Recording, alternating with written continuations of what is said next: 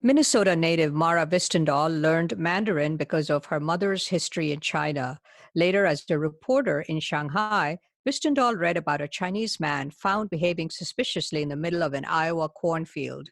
That odd little story led Hvistendahl on a 2-year reporting journey that uncovered a massive FBI industrial espionage investigation into the theft of genetically modified corn seeds by Chinese agribusinesses. Hvistendahl's journey also had an unexpected personal twist. Being from the Midwest and having kind of found this case in China, I just kept feeling pulled back to it. Almost like I was meant to write a story about it. Hello, everyone. I'm Chitra Ragavan, and this is When It Mattered.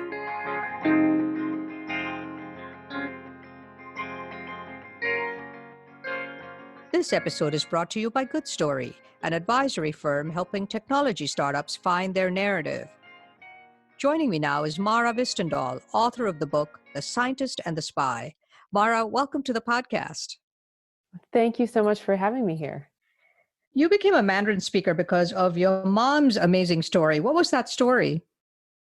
Sure. My mom was a missionary's daughter. She spent some of her high school years in Asia and then moved back to the Midwest and, had kids, got married. And after she divorced my father when I was 4, she decided to spend a year applying to schools and studying Chinese again. And the woman who became her Chinese tutor was also a single mom with a son around the same age as me and my brother. And so she was living in the dorm at St. Olaf College in southern Minnesota, and nobody there knew that she had a child. Her name was Hong Yu. And so my mom thought, let's get her out of the dorm. And Hong Yu and my mom ended up moving in together and co-parenting me and my brother and my Chinese brother for a number of years, for 5 or 6 years. And we became quite close as a kind of blended family. So you took Mandarin in college and then you decided to move to Shanghai. Why did you move? I decided in college that I wanted to become a journalist. I took Mandarin though more just because of this personal interest, and I'd always loved the language and the culture. And then I went to journalism school, and I was in New York trying to freelance. I was working as a nanny and a waitress on the side. And an editor said to me, if you do speak some Chinese, you probably should just go to China and see if you can get your start there. So I packed up 1 or 2 bags and just moved. And I had a commitment from Harper's Magazine to pay me $200 a month to do some research for the magazine.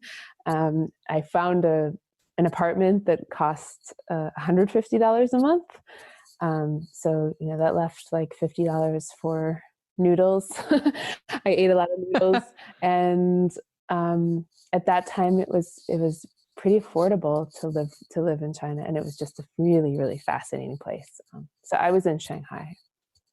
And you spent the next 8 years, almost a period of 8 years, reporting a tremendous amount of stories, very innovative stories, because you were there at the right time and there was a deep appetite for it. And how did you come across the story of Robert Moe, this Chinese national found behaving suspiciously in the middle of an Iowa cornfield? That was relatively late into my time in China. By then I had a husband and a baby. My daughter had been born, and my daughter was maybe a year and a half old. I was kind of looking for bigger projects again. And I came across this story of a man named Robert Moe who was found in this cornfield in Iowa. I remember sitting at my desk in our high rise in Shanghai and reading about it in the New York Times. And then, at that point, I was working for science. My job involved doing a lot of interviews with Chinese scientists and following them into the field. But here's this sort of unique situation where suddenly these abuses in the sciences would become a national security focus for the US government. I hadn't seen a case quite like that before. It turned out that there would be dozens of them brought over the coming years. And then being from the Midwest and having kind of found this case in China, I just kept feeling pulled back to it. It's like I was meant to write a story about it. So who was Robert? Where was he from? And why was he in that cornfield? And why did it become literally a federal case? He's an engineer from Sichuan province who had moved to the United States, like many well-educated Chinese, to pursue a job in the sciences. He went to get a second PhD there in the field of thermodynamics and had this kind of classic academic story where he could not find a tenure track position. And so through nepotism, he got a job at a Beijing agricultural company that his sister worked for. And that company had hatched this somewhat harebrained plan to literally steal seeds out of the ground in the United States and reverse engineer the seed lines of Monsanto and DuPont Pioneer, another seed company. And why was this such a big deal for this company? And I think you said there were other similar cases with other companies. Why were these genetically engineered seeds from Monsanto and DuPont so precious for Chinese businesses and for the Chinese government? Well, China was at a point where, as it's developing, people were eating higher and higher up the food chain, eating more and more like Americans. And to get meat, you need animal feed, which often comes from corn and soy. And China did not have the kind of high quality seed lines that were needed to make that.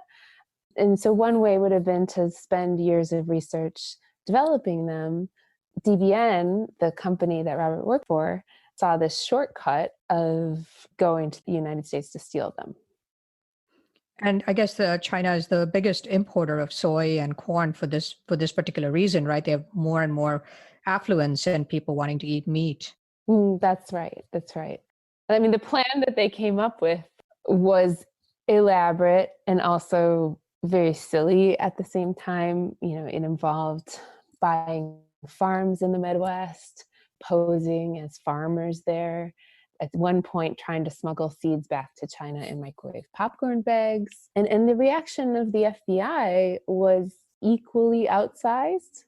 They spent 2 years investigating Robert Moore and his colleagues, and they used car chases, surveillance planes. So these sort of unmarked planes registered under fake company names that the FBI would fly in circles over the Midwest to keep track of the suspects. And they even collected evidence using a FISA warrant, which is meant to be reserved for extreme national security threats. So this became a major case for the United States. What was interesting about the reason they were using planes was, and you can talk a little bit about the drama and the craziness of all this, is because of these vast miles and miles of, Iowa landscapes where there's not a car in sight. And so if they had been surveilling him by car, oftentimes they would be seen, right? So they had to resort to these crazy devices and techniques. That's right. It was either that or really low speed car chases, because the problem was that Robert and his colleagues were driving fairly slow because they were looking for specific fields, and then they would stop in the field, gather a few ears of corn or some seeds, and then get back in the car. And so then the FBI had to kind of trail behind them, but with inconspicuously, which turned out to be quite difficult. And I went and basically retraced all the steps and scenes in this case. And so, I was driving those same roads and kicking up clouds of dust myself. And I came to kind of understand how that happened. And the crazy thing is, Robert actually lived in Florida, so Mm-hmm. he had to like make these trips frequently. And what were kind of some of your favorite scenes of him and a couple of his accomplices, like going through these cornfields? So crazy. So he got this job because he wanted to support his wife and kids. His, dream of an academic position did not work out. And initially, he was hired to do legal work for the company, like sourcing animal feed, sourcing other agricultural products. And then his job kind of spiraled out of control to the point where he was working on this illegal operation. He was very uncomfortable with it. He later told me that, and there were a number of signs that he was uncomfortable, and he tried to extricate himself a few times. He did not succeed, though. And ultimately, there were directions from the company back in Beijing to come up with 100 seed lines, and that's a massive number when they all need to be smuggled back to China and kind of labeled in envelopes. Sometimes they sent them through FedEx and UPS. Sometimes they tried to carry them on the plane.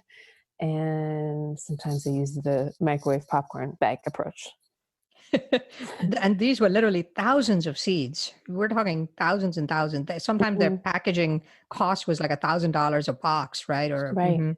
So Robert also ended up hiring a U.S. national, Kevin Montgomery, who was a well-meaning seed breeder who wound up becoming an FBI informant. That's right. I found Kevin 2 years into my reporting.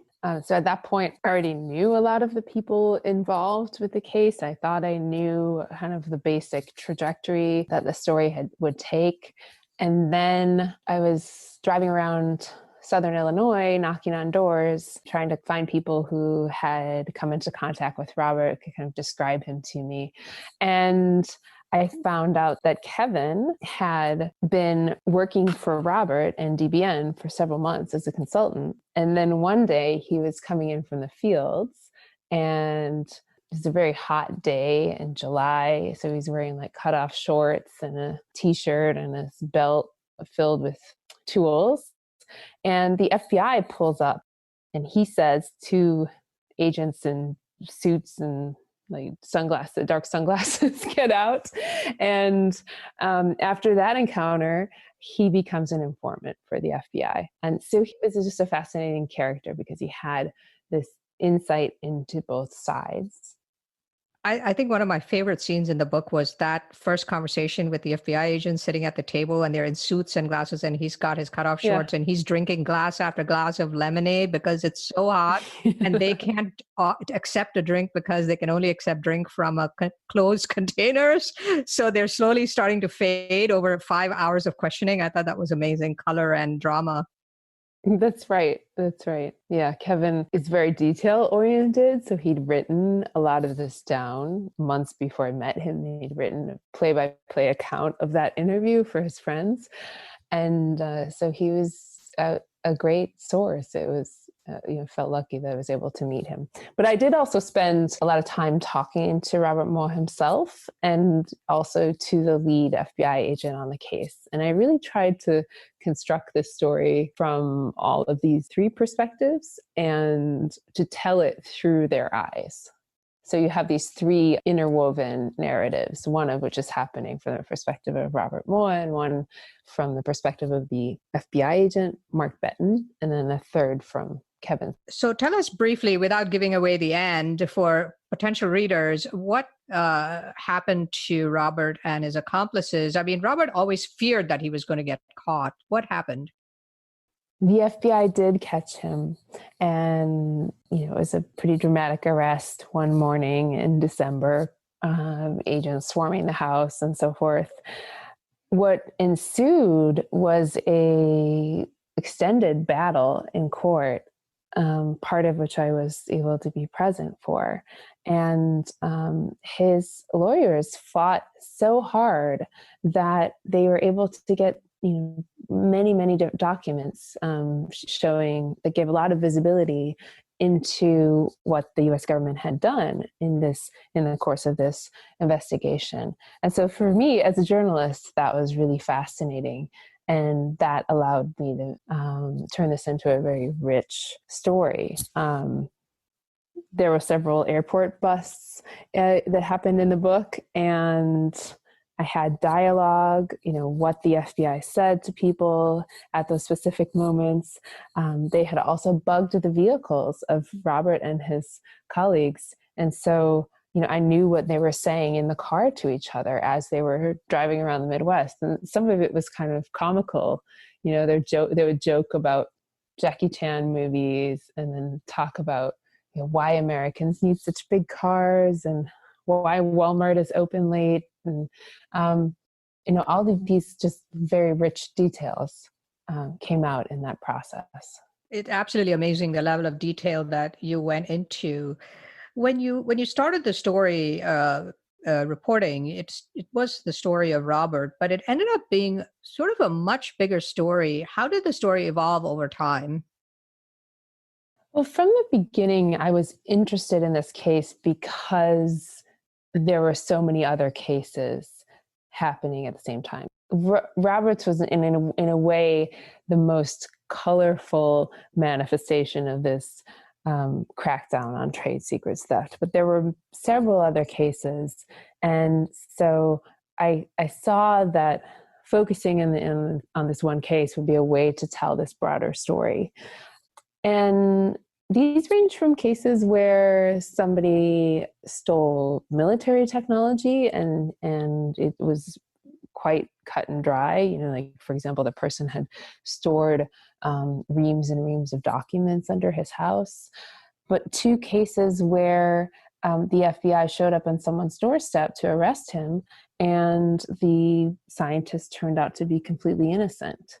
So as my reporting went on, I was hearing from activists and others who were working on this issue that there's a lot of concern that the U.S. government was unfairly targeting Chinese Americans, and in some cases bringing cases where people were charged prematurely or charged completely unfairly.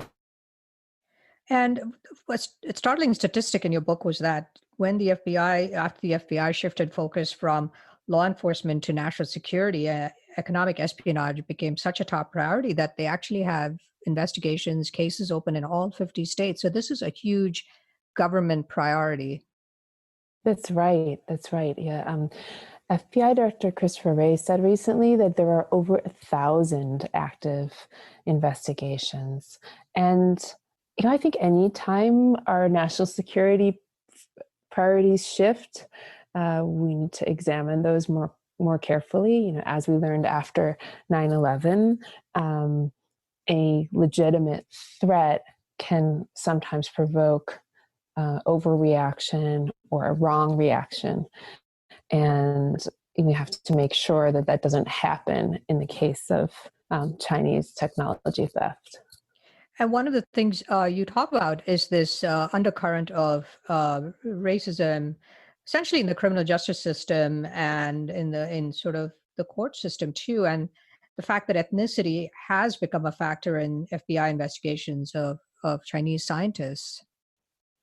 Oh, it's definitely become a factor. And I mean, so even in the case of Robert Moore, where he was guilty of a crime, by the time the case was winding its way toward trial, the ethnicity had become so fraught in these cases that the judge actually banned all mention of him being Chinese at trial.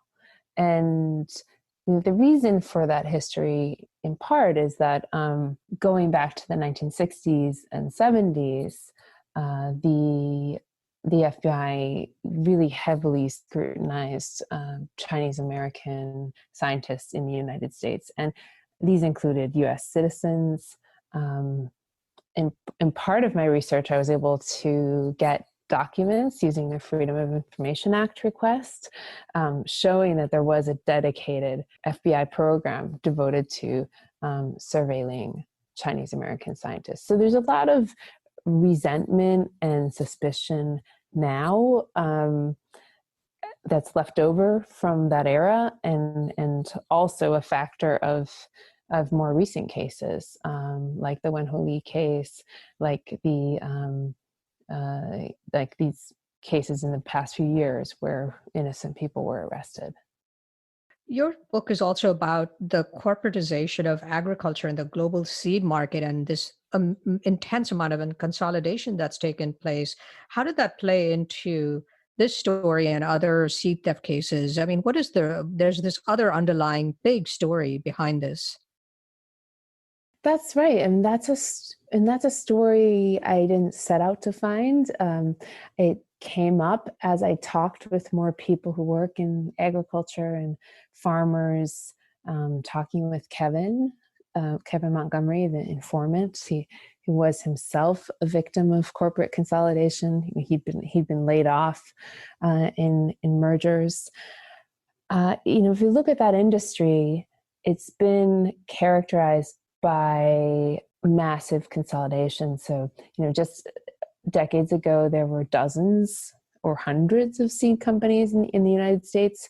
And now there are 4 major global seed companies that control much of the market.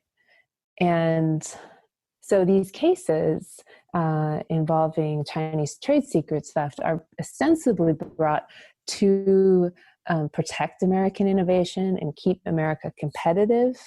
But it does raise the question of then why we go to such great lengths to protect an industry that is already in many ways anti-competitive. And there is this irony where by the time I finished my reporting, Monsanto was no longer even an American company. So it had been acquired by Bayer, the German conglomerate. And that meant that the US government had spent untold resources defending this company that then felt no loyalty to the United States. And I think one of the important points you make is that in the FBI's desire to go after these cases and to make a point that they were pretty cozy with a lot of these big companies. And so someone like Robert had no chance, right? You have these huge conglomerates with deep pockets for legal fees, and you have this close relationship with the FBI. How does someone like Robert, obviously he did wrong, but the scales of justice seem a little bit. Well, there is this fear, U.S. companies sue each other all the time for trade secrets theft when they pay their own legal fees, and it's part of their general IP strategy. There is this fear that because the cases with China have become a national security issue, that people are being charged because they tried to go to a competitor, or they tried to find a job back in China, and that kind of routine business behaviors are being criminalized as a result. The current Chinese premier, Xi Jinping, actually had a cameo role in this plot. What was it? I think he actually made a visit to Iowa, didn't he? He did. So that was another thing that made this case so appealing, was that you had all of these big players come in and out of the case at various moments. And so at one point, just before he ascended to the role of leader, who's then the so-called vice president, Xi Jinping traveled to Iowa to give a speech on agriculture, and Robert Mueller was actually sitting in the audience at that event, and the FBI was waiting outside. And so here Xi Jinping is inside talking about how the US and China are going to collaborate on agriculture, and the two sides work out this deal for China to buy more goods from Iowa. But even at that moment, you can already see that the seeds, no pun intended, of the conflict are in place. And that kind of escalates over the course of the book. What's the state of play today as President Donald Trump and the Chinese premier go toe to toe on all of these, trade wars and technology transfer and all these big issues? Well, tensions are certainly escalating. And it's interesting because the trade war has affected so many farmers in the Midwest. Every now and then, an official will go back to Iowa and give a speech about this seed case to kind of remind people that the trade war is worth it because we're fighting this sort of agricultural espionage. And like just last year, Mike Pompeo flew to Des Moines and talked about Robert Moe. So he continues to be this pawn in this global rivalry with China. And is it affecting Chinese students or scientists here, this kind of tension? Oh, very much. Yes. Under the Trump administration, prosecutions involving China have picked up. The Justice Department launched something called the China Initiative in 2018, and it's become a major focus. The FBI has also done a number of investigations at research institutions, even interviewing American students on study abroad programs to China. And there's a real concern there because China does have this concerted influence campaign. It came out this week that the FBI is even interested in election meddling from China. And certainly the Chinese government is doing what they can to mess up American politics and to filch technology and so forth. But there is, again, this risk that we could overreact. And anytime that there is a botched investigation or an investigation that doesn't quite work out as planned, it feeds into the narrative in China. And the state press will seize on these cases where people were innocent or where they were hounded for several years for stealing corn. And those become part of the Chinese government's rallying cry for attracting people back to China. And I think as these court documents kind of expose some of the tradecraft and the methods employed, that can also have an impact. You have a section where you talk about Robert's sister when she brings her kids to the US for a trip to, I guess, Disneyland. What happened to her and what kind of a message did that send? Yes, so Robert's sister was the one who made the introduction to the company in the first place for him. She's married to the CEO of DBN, but had really stepped away from working for the company. And then she went on vacation with her kids. Her name was on a watch list. And so when she arrived in America, that triggered an alert to the FBI, and they hightailed it to Los Angeles to arrest her on her way back to China. The issue, though, is that she had her kids in tow, so there was this difficult decision, and I really believe it was difficult for the FBI agent facing it about whether to have the kids handed over to social services in the United States or to put them back on the plane to China by themselves. And the girl was, I think, 5 or 6 at the time. And so this was really dramatic scene, which I had visibility into because of all of the court documents and testimony that was given about it. I think your underlying message of the solo American farmers being the loser in all of these, games is the story of Kevin, because he is well-meaning, he's incredibly hardworking, he's so detail-oriented, he loves seeds, and you kind of see that he just can't go up against these big conglomerates and the big system and succeed in any way. That's right. Yeah. In the end, this issue isn't just about the United States and China. It's also about this. We're in this era now where corporations have more and more power.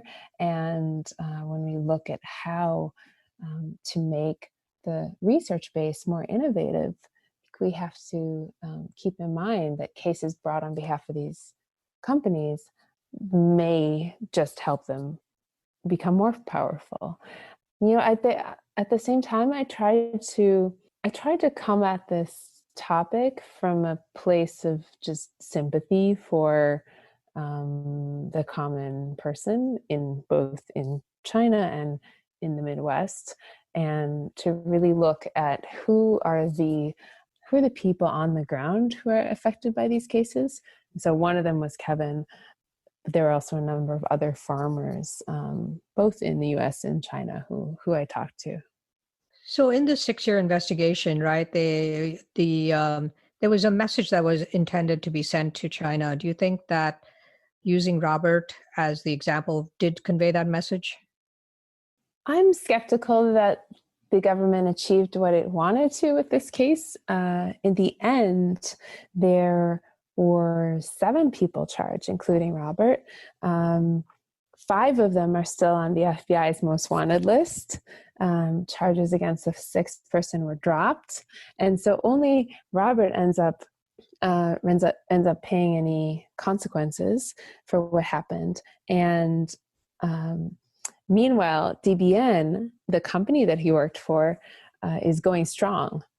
Their stock prices took a dip initially, but they recovered, and the company may actually have the IP that it stole. Somebody I interviewed compared this strategy to addressing the war on drugs by just going after the low-level street dealers, like arresting the guys on the corner, basically, while ignoring the cartels. And I think something similar may be happening in these trade secret cases. We have these kind of low-level people who are dispatched to get information, or they maybe take a few documents and so forth, and then the bigger picture, meanwhile, is left unaddressed. I know you learned a lot about industrial espionage and all of the related complexities of agriculture from this book, but your journey also had an unexpected personal twist on you as a person, given your childhood and your background. What was that? We did end up moving back to the Midwest and sort of reliving my childhood here with my own children, who are now growing up in Minnesota like I did. One thing I thought about, and that helped shape the book when I came back, is the experience of being a foreigner here. I lived in China for so many years that it felt very comfortable to me. I was very comfortable with the language, I was comfortable with the food and the street life and everything. And after a while, I would kind of forget that I didn't belong. But there was never, you could never fully forget that, because then the next minute somebody would remind you and turn around and say, like, oh, you're a foreigner. and coming back to the Midwest, I have a feeling that that must be what it's like for some ethnic Chinese people here, even in people whose families have been here for generations. It's not really analogous in the same way, in that white people occupy this position of privilege in general in Asia, but it did shape how I thought about this case and about some of the scenes I was describing. Wonderful. Mara, thank you. That was an amazing conversation and a great book. I think everybody should read it. It's great context into what's going on in the world today. Thank you so much for joining me. Well, thanks again. I really appreciate the opportunity to be on the show. Mara Hvistendahl is the author of the book, The Scientist and the Spy, a true story of China, the FBI, and industrial espionage. In addition to her groundbreaking coverage of China's renaissance in science and technology as a correspondent in Shanghai for Science, Hvistendahl's writing has appeared in The Atlantic, The New York Times, Popular Science, and Wired. Her book, Unnatural Selection, was a finalist for the Pulitzer Prize for General Nonfiction and the Los Angeles Times Book Prize. This is When It Mattered. I'm Chitra Ragavan. Thank you for listening to When It Mattered. Don't forget to subscribe on Apple Podcasts or your preferred podcast platform. And if you like the show, please rate it 5 stars, leave a review, and do recommend it to your friends, family, and colleagues. When It Mattered is a weekly leadership podcast produced by Good Story, an advisory firm helping technology startups find their narrative. For questions, comments, and transcripts, please visit our website at goodstory.io or send us an email at podcast@goodstory.io.